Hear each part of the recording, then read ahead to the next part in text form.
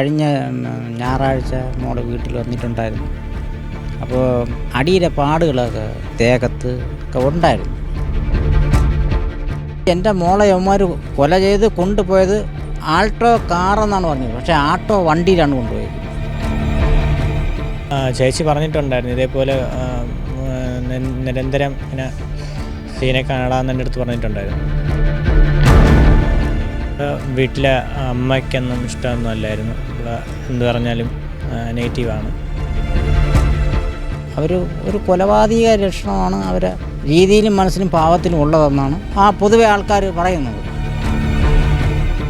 ഇവൾ വന്നപ്പോൾ തന്നെ മുഖം നല്ല ഒരു അടിയുടെ പാട് പോലെ ചുമന്നിരിക്കണ ഞാൻ കണ്ടായിരുന്നു. അവളെ ശരീരത്തും ദേഹത്തും മുറിപ്പാടുകളുണ്ട്. അവളെ ഒരിക്കലും ആത്മഹത്യ ചെയ്യില്ല. എൻ്റെ മോളെ കൊല ചെയ്തവന് ഒരു കാരണവശാലും. നമസ്കാരം. കഴിഞ്ഞ ദിവസം തിരുവനന്തപുരം പാലോട് ഇളവട്ടത്ത് നവവധുവിനെ ഭർത്തൃ വീട്ടിൽ തൂങ്ങി മരിച്ച നിലയിൽ കണ്ടെത്തിയ സംഭവത്തിൽ നിലവിലിപ്പോൾ വലിയൊരു വഴിത്തിരിവ് ഉണ്ടായിരിക്കുകയാണ്. അതായത് ഈ മരിച്ച ഇന്ദുജ എന്ന 26-കാരിയുടെ ഭർത്താവായ അഭിജിത്തിൻ്റെ സുഹൃത്തായ അജാസിനെ ഇപ്പോൾ പോലീസ് കസ്റ്റഡിയിലെടുത്തിരിക്കുന്നതെന്ന ഏറ്റവും പ്രധാനപ്പെട്ട റിപ്പോർട്ടാണ് ഇപ്പോൾ പുറത്ത് വരുന്നത്. അദ്ദേഹത്തെ ചോദ്യം ചെയ്തിരിക്കുന്നു. ഇന്ദുജ മരിക്കുന്നതിന് 3 ദിവസം മുൻപ് അജാസ് ഇവരെ മർദ്ദിച്ചു എന്ന് അഭിജിത്ത് പോലീസിന് മൊഴി നൽകിയിരിക്കുകയാണ്. എന്തായാലും ഈ ഒരു സാഹചര്യത്തിൽ ഈ അജാസിനെ കുറിച്ച് ഇന്ദുജയുടെ വീട്ടുകാരോട് എന്തെങ്കിലും പറഞ്ഞിരുന്നോ, സംസാരിച്ചിരുന്നോ, അത്തരത്തിൽ ഉപദ്രവം ഏറ്റിരുന്നോ എന്നുള്ള കാര്യങ്ങളെല്ലാം തന്നെ നമുക്ക് ഇന്ദുജയുടെ ബന്ധുക്കളോട് തന്നെ നമുക്ക് ചോദിച്ചറിയാം. അച്ഛാ, ഈ അഭിജിത്തും ഇന്ദുജയും തമ്മിൽ എന്തെങ്കിലും പ്രശ്നമുള്ളതായി മകൾ പറഞ്ഞിരുന്നു? അത് നിരന്തരം ഉപദ്രവമാണെന്ന് പറഞ്ഞിട്ടുണ്ട്, മോള് പറഞ്ഞിട്ടുണ്ട്. എപ്പോഴാണ് അവസാനമായിട്ട് മോൾ ഇങ്ങോട്ട് വന്നത്? കഴിഞ്ഞ ഞായറാഴ്ച മോള് വീട്ടിൽ വന്നിട്ടുണ്ടായിരുന്നു. അപ്പോൾ അടിയിലെ പാടുകളൊക്കെ ദേഹത്ത് ഒക്കെ ഉണ്ടായിരുന്നു. എവിടെയൊക്കെയായിരുന്നു പാടുകളുണ്ടായിരുന്നു? പാടുകൾ പിന്നീട് ഇവിടെ മരണശേഷമാണ് അധികമായിട്ടുള്ള രേഖകൾ കണ്ടെത്തിയത്. പക്ഷേ പാടുകൾ കണ്ടെത്തിയത്. പക്ഷെ അതൊക്കെ മുമ്പ് കഴിഞ്ഞ ഞായറാഴ്ച വീട്ടിൽ വന്നിരുന്നു. അപ്പോൾ ഒരു ഭാര്യ ഭർത്താവായിട്ട് താമസിക്കുകയല്ലേ, അത് ഒരു അച്ഛൻ അങ്ങനെ. എന്നാലും നമുക്ക് അറിയാൻ പറ്റുമല്ലോ, ഒരാളെ ഉപദ്രവം എൻ്റെ മോളെ ദേഹത്ത് ഉണ്ടെന്ന് നമുക്കറിയാൻ കഴിയും. അതാരാ എന്താണെന്ന് ചോദിച്ചോ മകളോട്? ഞാൻ ചോദിച്ചില്ല, എന്നാലും നമുക്കറിയാൻ കഴിയും. അത് അവൻ്റെ ഉപദ്രവമാണെന്ന് മോള് എൻ്റെ മോൻ്റെ കൂടെ പറഞ്ഞിട്ടുണ്ട്. നിരന്തരം ഉപദ്രവം ഉണ്ടെന്ന് പറഞ്ഞിട്ടുണ്ട്.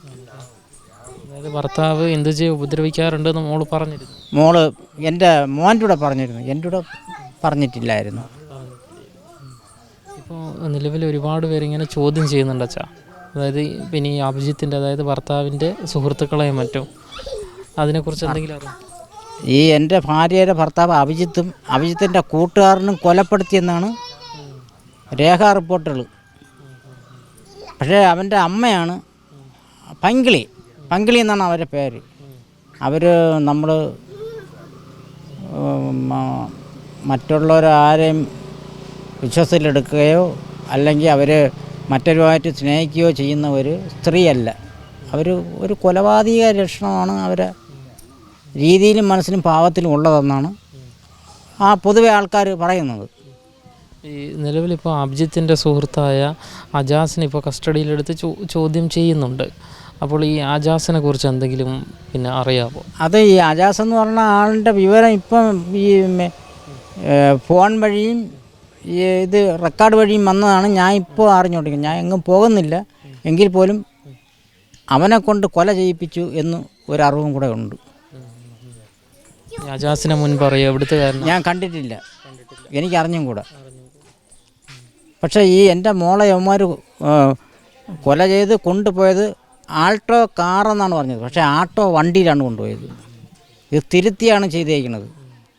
ഇതിന് എന്താണ് ഏതാണെന്നൊരു നീതിയും അതിനൊരു അന്വേഷണവും എത്രയും പെട്ടെന്ന് ആവശ്യമാണ്. കൊല ചെയ്തവനെ വിടാൻ പാടില്ല, അവനെ കുറ്റക്കാരനാണ്. എൻ്റെ മോളെ കൊല ചെയ്തവന് ഒരു കാരണവശാലും രക്ഷിക്കാൻ ആരും നിൽക്കില്ല. അത് പാടില്ല. പോലീസ് മൊഴി എടുത്തോ വന്നിട്ട്? പോലീസ് ഈ മരണകാരണം എൻ്റെ മോൾ ഇങ്ങനെ ചെയ്യുന്നു പോലീസ് അവിടെ റിപ്പോർട്ട് ചെയ്തിട്ടില്ല, മറ്റൊരു മീഡിയ ചെയ്തിട്ടില്ല, വേറെ ഒന്നും ചെയ്തില്ല. ഇവന്മാർ രണ്ടും സ്വന്തമായിട്ട് കൊല ചെയ്ത് ഈ ആൾട്ടോ കാറല്ല, ആട്ടോ വണ്ടിയിൽ കൊണ്ടുപോയാണ് ഈ സംഭവം നെടുമങ്ങാട് ആശുപത്രി കൊണ്ടുപോയാണ് ചെയ്തായിരിക്കുന്നത്. ഈ നിലവിൽ ഇപ്പം ഈ അഭിജിത്തിൻ്റെ സുഹൃത്തായ അജാസിനെ ചോദ്യം ചെയ്യുകയാണ്. ഈ അജാസ് മർദ്ദിച്ചു എന്നാണ് അഭിജിത്ത് പോലീസിന് മൊഴി കൊടുത്തത്. ഈ അജാസിനെ മുൻപ് അറിയായിരുന്നോ? ഇന്ദുജ എന്തെങ്കിലും പറഞ്ഞിരുന്നു? അവനെ പറ്റി അങ്ങനെ നമ്മുടെ അടുത്ത് ഒന്നും പറഞ്ഞിട്ടൊന്നുമില്ല. ഇതിപ്പോൾ അറിഞ്ഞപ്പോൾ തന്നെയാണ് നമ്മൾ അറിയണത്. ഇതേപോലെ അടിച്ചിട്ടുണ്ടെന്നൊക്കെ പറഞ്ഞിട്ട്. അപ്പം എന്തായാലും സ്വയം രണ്ടുപേരും കൂടെ തീരുമാനിച്ചിട്ടായിരിക്കുമല്ലോ അങ്ങനെ അടിച്ചിട്ടുള്ളത്. അയാളെ സമ്മതമില്ലാതെ അടിക്കൂലല്ലോ. അങ്ങനെ നേരത്തെ പരിചയമൊന്നുമില്ല. അപ്പം ഇയാളുടെ പോയി എന്ന് മാത്രമേ അറിയാവൂ. ഈ അജാസ് ആരെ സുഹൃത്താണ്? അഭിജിത്തിൻ്റെ ആണോ അല്ലെങ്കിൽ ഇന്ദുജേൻ്റെ? അങ്ങനെ ചോദിച്ചാൽ അഭിജിത്തിൻ്റെ ആയിരിക്കാം. അല്ലാണ്ട് മുൻപ് അറിയാം ഈ അജാസിനെ? അങ്ങനെ അറിയാൻ വഴിയില്ല, ഒരിക്കലില്ല. ഈ ചേച്ചി എന്തെങ്കിലും കാര്യങ്ങൾ ഷെയർ ചെയ്യായിരുന്നോ? അവൾ ചേച്ചി പറഞ്ഞിട്ടുണ്ടായിരുന്നു ഇതേപോലെ നിരന്തരം ഇങ്ങനെ സീനെ കാണാമെന്ന് എൻ്റെ അടുത്ത് പറഞ്ഞിട്ടുണ്ടായിരുന്നു. അവിടെ അടിക്കുമെന്ന് അങ്ങനെ പറയുമ്പോഴേ നമുക്കറിയാമല്ലോ. അങ്ങനെയൊക്കെ എൻ്റെ അടുത്ത് പറഞ്ഞിട്ടുണ്ടായിരുന്നു. എന്തൊക്കെ പ്രശ്നങ്ങളായിരുന്നു വീട്ടിൽ ഇന്ദുജ നേരിട്ടുകൊണ്ടിരുന്നത്? വീട്ടിലെ അമ്മയ്ക്കൊന്നും ഇഷ്ടമൊന്നും അല്ലായിരുന്നു. ഇവിടെ എന്ത് പറഞ്ഞാലും നെഗറ്റീവാണ്, അങ്ങനെയൊക്കെ പറഞ്ഞിട്ടുണ്ടായിരുന്നു. പിന്നെ ഇഷ്ടമല്ല, നമ്മളെ വീട്ടുകാരെയൊന്നും ഇഷ്ടമല്ല, അങ്ങോട്ട് ചെല്ലണമെന്നും ഇഷ്ടമല്ല, അങ്ങനെയൊക്കെ പറഞ്ഞിട്ടുണ്ടായിരുന്നു. നമ്മൾ ജാതിയെ പറ്റിയിട്ടും ഇങ്ങനെ താഴ്ത്തി പറഞ്ഞിട്ടുണ്ടായിരുന്നു, അങ്ങനെയൊക്കെ പറഞ്ഞിട്ടുണ്ടായിരുന്നു. നമ്മളൊരുമാതിരി അവഗണിച്ചാണ് അവരൊന്നും സംസാരിച്ചുകൊണ്ടിരുന്നത്. ഇന്ദുജയ്ക്ക് ഒരുപാട് സുഹൃത്തുക്കളുണ്ടായിരുന്നു. സുഹൃത്തുക്കൾ അങ്ങനെ എൻ്റെ അടുത്ത് അങ്ങനെ ഷെയർ ചെയ്യാറില്ല. അവൾ ഇതേപോലത്തെ വലിയ സീന് കാര്യങ്ങൾ മാത്രമേ സംസാരിക്കാറുള്ളൂ. എന്തായാലും ഇങ്ങനെ ഒരു വിഷമമായിട്ടുണ്ട്. എന്തായാലും അവർ രണ്ടുപേരും കൂടെ ഒത്തു നിന്ന് കളിച്ചതാണ് എൻ്റെ ചേച്ചി ഇതേ ചതിയിൽ കൊണ്ടിറക്കിയത്. അത് പറയുന്നത് അഭിജിത്തും അജാസും കൂടെ ഒന്നിച്ചാണ് ഇത്തരത്തിലൊരു പ്ലാൻ നടത്തി. അങ്ങനെയാണ്. അല്ലാണ്ട് ഒറ്റയ്ക്ക് ചേച്ചി അല്ല, ആ കല്യാണം കഴിച്ചുകൊണ്ട് പോയ ആൾ അറിയാതെ ഇയാൾ അടിക്കില്ലല്ലോ ചേച്ചീനെ. അയാൾക്ക് സമ്മതം ഉണ്ടെങ്കിലല്ലേ അടിക്കുള്ളൂ. ഇപ്പോൾ രണ്ടുപേരും കൂടെ ചേർന്നായിരിക്കാം. അങ്ങനെയാണ്, നല്ല സംശയമുണ്ട്. ഈ മരിക്കുന്നതിന് എത്ര ദിവസം മുൻപെയാണ് ചേച്ചി ഇവിടെ വന്നത്? ഒരാഴ്ചയ്ക്ക് മുന്നെയാണ് വന്നത്. വന്നിട്ട് പോയി പിന്നെ ശേഷം വിളിക്കാറൊക്കെ ഉണ്ടായിരുന്നു, കോൾ വിളിക്കാറൊക്കെ ഉണ്ടായിരുന്നു. എല്ലായിടത്തും സംസാരിച്ചുകൊണ്ടൊക്കെ എൻ്റെ ഇടയ്ക്ക് അവൾ വിഷമങ്ങളൊക്കെ ഇങ്ങനെ ഷെയർ ചെയ്തായിരുന്നു എൻ്റെ അടുത്ത്. ഇതുപോലെ ഇവിടെ കുറച്ച് ഇഷ്യൂ ആണെടാ എന്നൊക്കെ പറഞ്ഞിട്ടുണ്ടായിരുന്നു.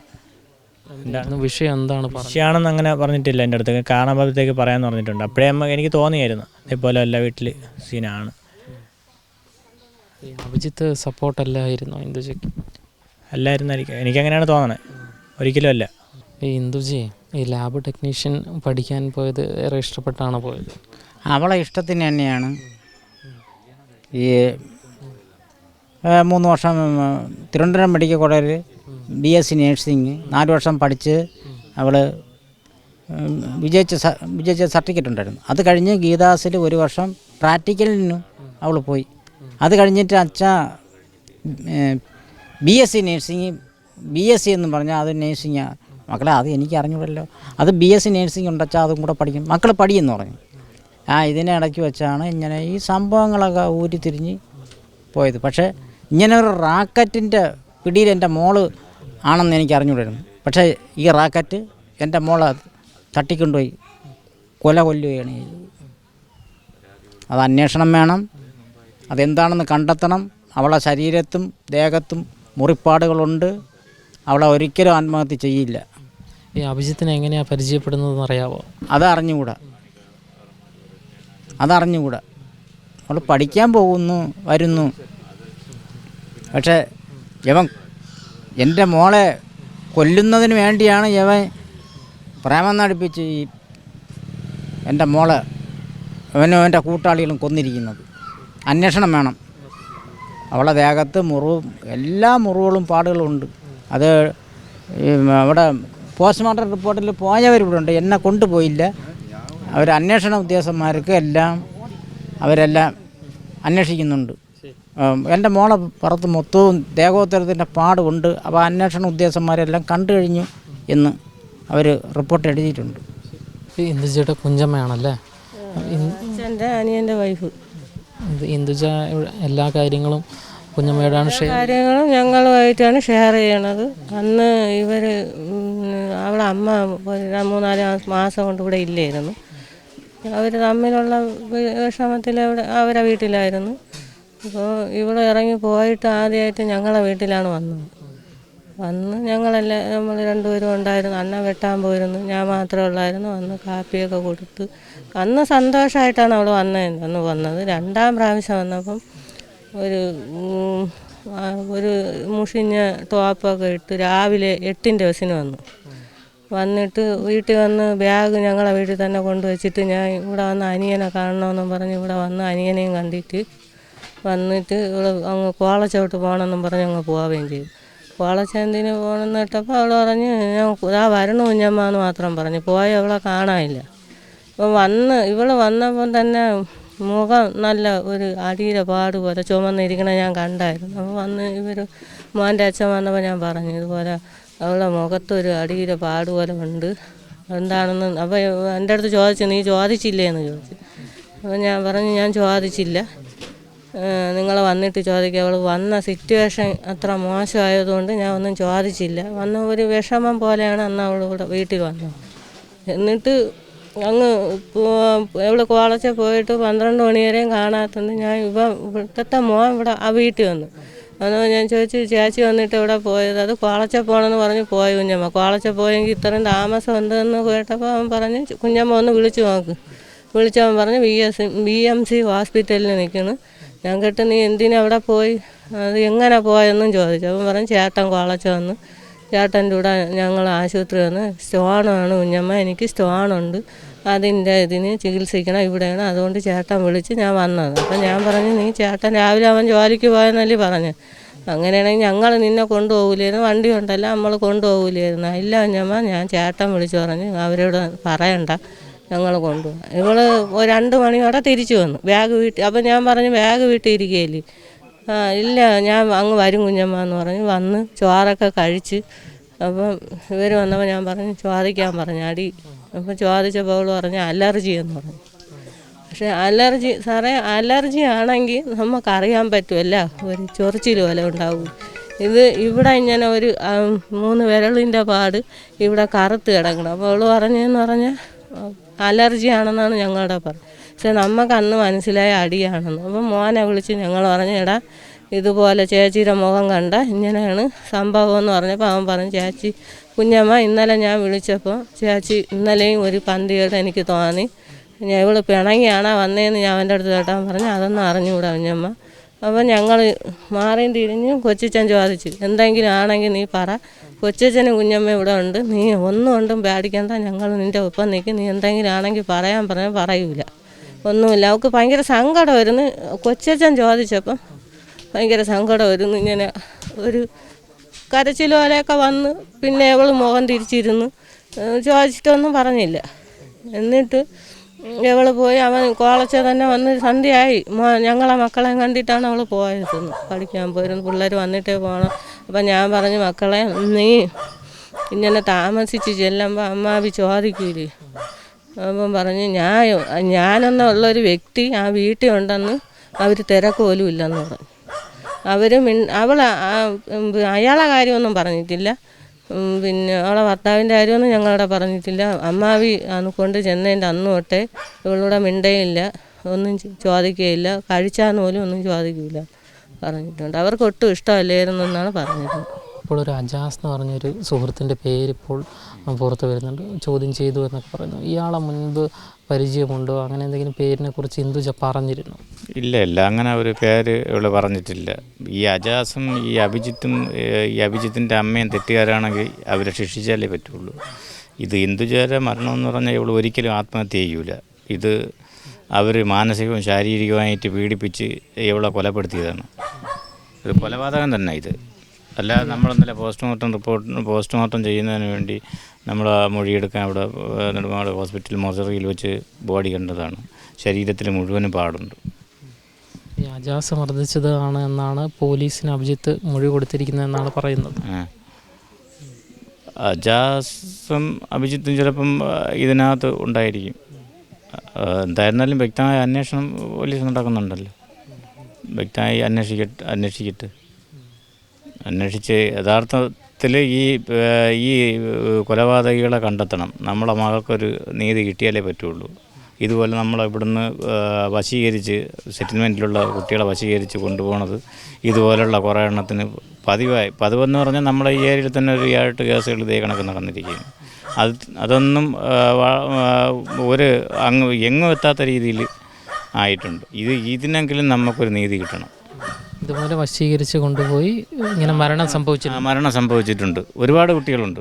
എത്ര കുട്ടികളുണ്ട്? ഒരു 7-8 കുട്ടികൾ തന്നെ ഇപ്പോൾ ഉണ്ട്. അതൊക്കെ നേരത്തെ അന്വേഷണം നടന്നിട്ടുള്ളതാണ്. അതൊക്കെ ഇടിഞ്ഞാറ് അഗ്രിഫാം അങ്ങോട്ടുള്ള സ്ഥലങ്ങളിലാണ് ഇങ്ങനെയുള്ള മരണങ്ങളും ഒക്കെ സംഭവിച്ചിട്ടുള്ളത്. അതും ഇതേ സമുദായത്തിൽപ്പെട്ട അല്ലെങ്കിൽ നമ്മൾ ആദിവാസി സമുദായത്തിൽപ്പെട്ട പെൺകുട്ടികളെയാണ്. കാണാൻ കൊള്ളാമെന്നുള്ള പെൺകുട്ടികളെ ഇതേ കണക്ക് പുറത്തുള്ളവർ വശീകരിച്ച് കൊണ്ടുപോയി അവരെ ഒന്നീ ആഭരണമോ അല്ലെങ്കിൽ വേറെ എന്തെങ്കിലും കവർന്നെടുത്ത് മാനവും കവർന്നെടുത്തിട്ട് ഇതേ കണക്ക് കൊല ചെയ്ത് കളയണത് ഇവർ സ്ഥിരം പരിപാടിയാണ്. അതിന് പുറത്തൊരു റാക്കറ്റ് തന്നെ പ്രവർത്തിക്കുന്നു. അതിന് തെളിവാണല്ലോ ഈ അജാസുണ്ട്, അഭിജിത്തുണ്ട് എന്നൊക്കെ ഇപ്പോൾ പുറത്തു വരുന്ന വാർത്തകൾ. എന്തായിരുന്നാലും പോലീസ് നല്ല വ്യക്തമായിട്ട് അന്വേഷിക്കുന്നുണ്ടല്ലോ. നമുക്കിതിനൊരു നീതി കിട്ടിയേ പറ്റുള്ളൂ. കുറ്റക്കാരായ ഈ അഭിജിത്തിൻ്റെ അമ്മയും അഭിജിത്തിനെയും അജാസുണ്ടെങ്കിൽ അജാസിനെയും ജയിലിലടക്കുക തന്നെ വേണം. എന്തായാലും അഭിജിത്ത് പോലീസിന് മൊഴി നൽകിയിരിക്കുന്നത് അജാസ് ഇന്ദുജയെ മർദ്ദിച്ചിരുന്നു എന്നാണ്. എന്നാൽ ഈ ആരോപണം അജാസ് നിഷേധിച്ചു എന്ന റിപ്പോർട്ടും ഇപ്പോൾ പുറത്തു വരുന്നുണ്ട്. അതേസമയം ഇന്ദുജിയും അഭിജിത്തുമായുള്ള വിവാഹം രജിസ്റ്റർ ചെയ്തിരുന്നില്ല എന്നും പോലീസ് നിലവിൽ കണ്ടെത്തിയിട്ടുണ്ട്. കഴിഞ്ഞ ദിവസം മറുനാടനോടും ഇന്ദുജിയുടെ ബന്ധുക്കൾ ഇത് വളരെ വ്യക്തമാക്കി തന്നെ പറയുകയും ചെയ്തിരുന്നു. എന്തായാലും ഈ ഒരു ഇന്ദുജിയുടെ ഈ മരണത്തിൽ വലിയ ദുരൂഹത തന്നെയാണ് കുടുംബം ആരോപിക്കുന്നത്. അജാസും അതുകൂടാതെ ഇന്ദുജിയുടെ ഭർത്താവായ അഭിജിത്തും ചേർന്ന് കൂട്ടമായാണ് ഇത്തരത്തിൽ ഈ ഇന്ദുജയെ വകവരുത്തിയത് എന്നാണ് കുടുംബം ആരോപിക്കുന്നത്.